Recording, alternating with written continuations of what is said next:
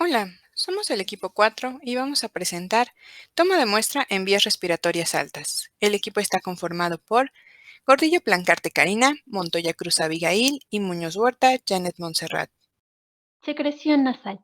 Es un examen con el que se analiza una muestra de las secreciones de la parte superior de la garganta, por detrás de la nariz, para detectar organismos que puedan causar enfermedades.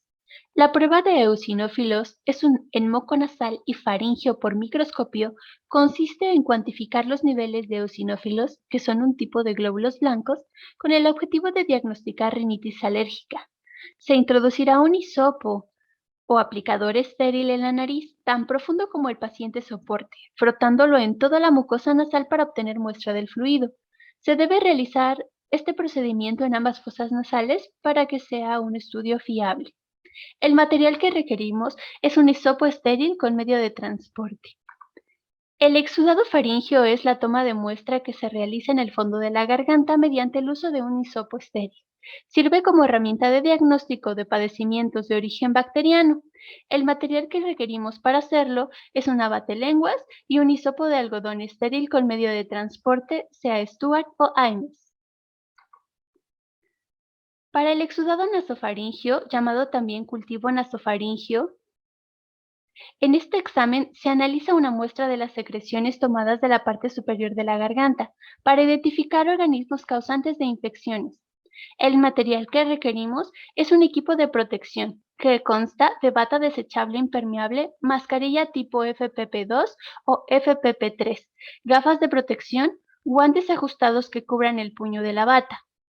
También requerimos un kit de muestra para microbiología que consiste en un tubo de medio de transporte y un escobillón flexible de nylon con hisopo de dacrón.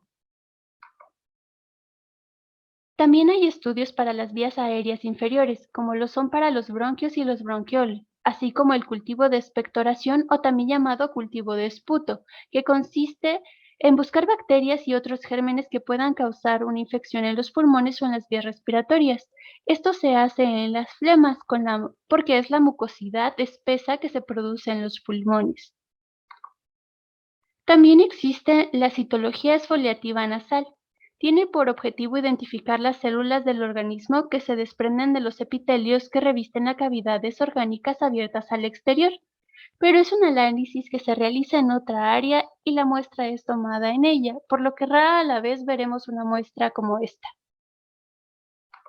Bueno, a continuación mi compañera Abigail les hablará más sobre la toma de muestra. Para el exudado faríngeo, se va a pedir al paciente inclinar su cabeza en un ángulo de 45 grados y abrir sus labios. Nos ayudaremos de una batelenguas o depresor para inmovilizar la lengua. Se introduce el hisopo hasta el área amigdalar y faringe posterior, rotando enérgicamente el hisopo.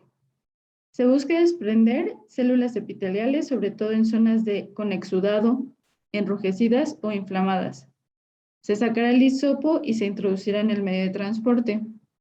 Es importante no rozar el hisopo con la úvula, la mucosa bucal, labios o con la lengua, tanto antes como después de la toma de la muestra. Para el exudado nasofaríngeo se debe tomar la muestra en los primeros 5 días de haber presentado síntomas.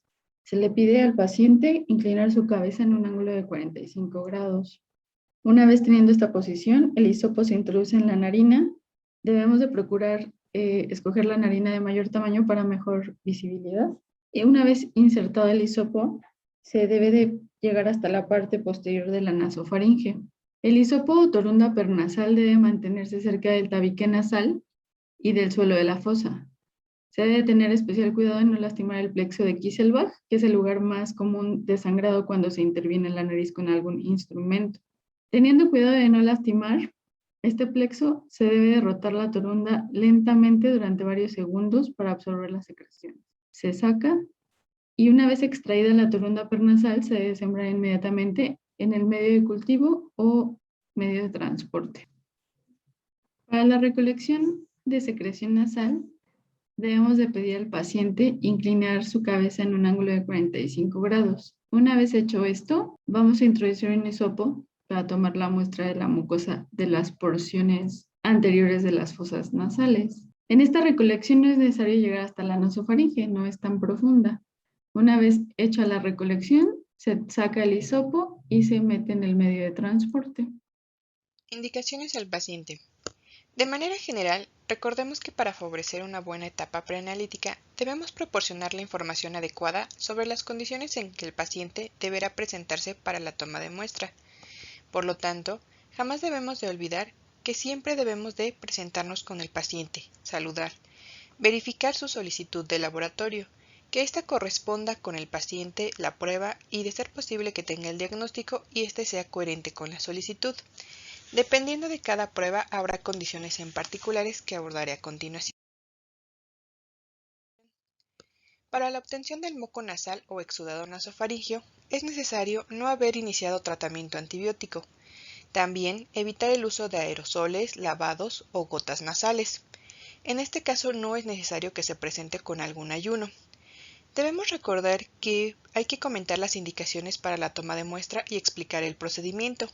Por lo tanto, hay que mencionar también las posibles molestias que pueda presentar el paciente durante la toma. En este caso, como mis compañeras ya los mencionaron, para la toma de muestra se debe de inclinar ligeramente la cabeza del paciente. Este podrá presentar estornudo o tos, pero deberá contenerlo. También habrá sensación de ojos llorosos. Existen algunas situaciones especiales, por ejemplo, en el caso de bebés o niños pequeños. En este caso, cuando se necesite una muestra nasofaringea, hay que pedir el apoyo del familiar. Este deberá recostar al paciente, elevar ligeramente la cabeza y sostenerla firmemente, evitando a toda costa cualquier movimiento brusco. Lo más frecuente para este estudio es que pregunten en caso de que sea doloroso.